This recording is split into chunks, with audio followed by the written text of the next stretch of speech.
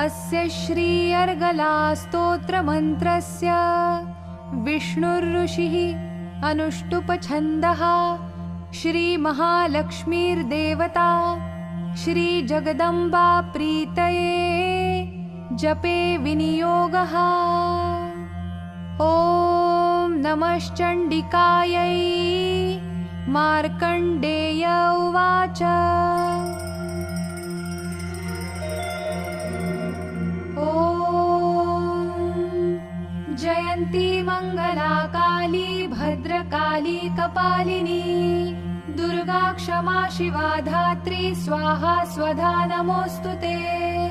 जय त्वं देवि चामुण्डे जय भूतार्तिहारिणी जय सर्वगते देवी कालरात्रि नमोऽस्तु ते।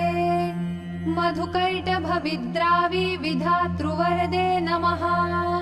रूपं देहि जयं देहि यशो देहि द्विषो जहि महिषासुरनिर्णाशि भक्तानां सुखदे नमः। रूपं देहि जयं देहि यशो देहि द्विषो जहि रक्तबीजवधे देवी चण्डमुण्डविनाशिनी। रूपं देहि जयं देहि यशो देहि द्विषो जहि शुम्भस्यैव निशुम्भस्य धूम्राक्षस्य च मर्दिनी। रूपं देहि जयं देहि यशो देहि द्विषो जहि वन्दिताङ्घ्रियुगे देवी सर्वसौभाग्यदायिनी। रूपं देहि जयं देहि यशो देहि द्विषो जहि अचिन्त्यरूपचरिते सर्वशत्रुविनाशिनी। रूपं देहि जयं देहि यशो देहि द्विषो जहि न तेभ्यः सर्वदा भक्त्या चण्डिके दुरितापहे।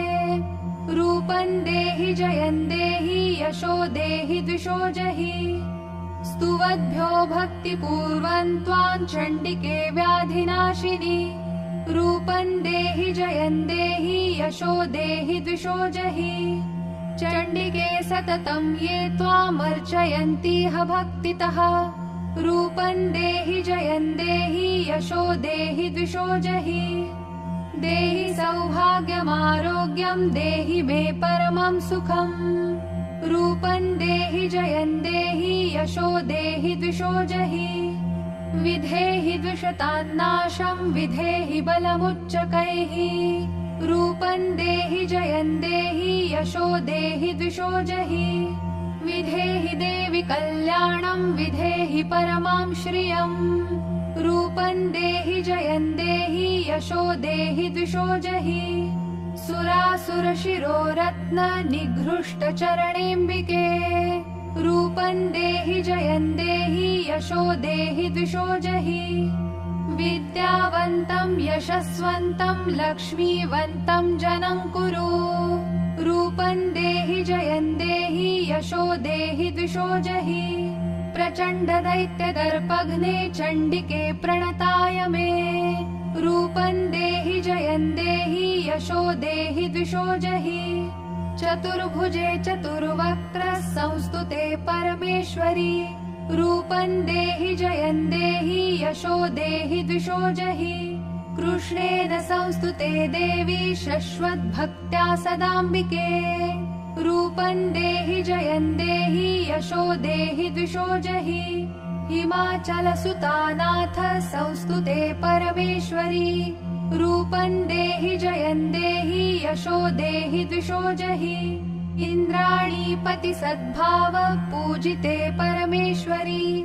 रूपं देहि जयं देहि यशो देहि द्विषो जहि देवी प्रचण्ड दोर्दण्ड दैत्यदर्प विनाशिनी। रूपं देहि जयं देहि यशो देहि द्विषो जहि देवी भक्तजनोद्दाम दत्तानन्दोदयेऽम्बिके। रूपं देहि जयं देहि यशो देहि द्विषो जहि पत्नीं मनोरमां देहि मनोवृत्तानुसारिणीं तारिणीं दुर्गसंसार सागरस्य कुलोद्भवाम्। इदं स्तोत्रं पठित्वा तु महास्तोत्रं पठेन्नरः स तु सप्तशती संख्या वरमाप्नोति सम्पदाम्। इति देव्या अर्घ मङ्गलास्तोत्रं सम्पूर्णम्